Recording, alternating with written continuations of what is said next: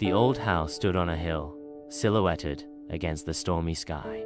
Rain lashed against the windows as Sarah stepped inside, the floorboards creaking under her weight. A chill permeated the air, despite the summer heat outside. She had inherited the house from a distant relative and was eager to explore its history.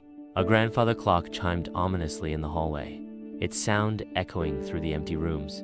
Sarah found an old journal in the attic, its pages filled with strange symbols and unsettling accounts of a presence in the house. As she read, a cold breeze swept through the room, and the candle flickered. She heard a faint whisper behind her. Sarah turned, her heart pounding, but saw nothing. The whispers grew louder, seeming to come from all around her. Shadows danced in the corners of the room, twisting into grotesque shapes. She felt a hand brush her arm, cold and clammy. Sarah ran from the attic, fear gripping her.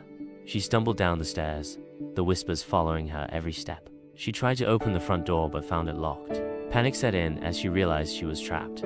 A figure emerged from the darkness of the hallway, its eyes glowing red.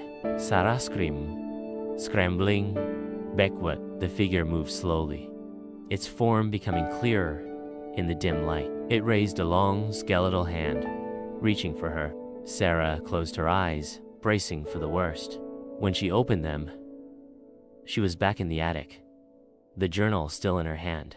The whispers were gone, and the house was quiet. She looked at the journal again and saw the last line. "The house always brings you back." Sarah fled, never looking back, the house's secrets forever etched in her memory. The old radio crackled to life, a warning about the dead walking. Sarah, a young nurse, barricaded the clinic doors. Outside, groans echoed, growing louder. She peeked through the boarded-up windows and saw them shambling figures with vacant eyes. Her heart pounded. She had to survive, not only for herself, but also for the few patients still alive inside. The first night was the worst. The undead slammed against the doors, their decaying hands reaching for any crack. Sarah kept watch, a makeshift weapon in her hand. She tended to the wounded, her movements swift and precise. Days turned into weeks. Food and supplies dwindled. Hope seemed a distant memory. One morning, a small group of survivors appeared at the back of the clinic.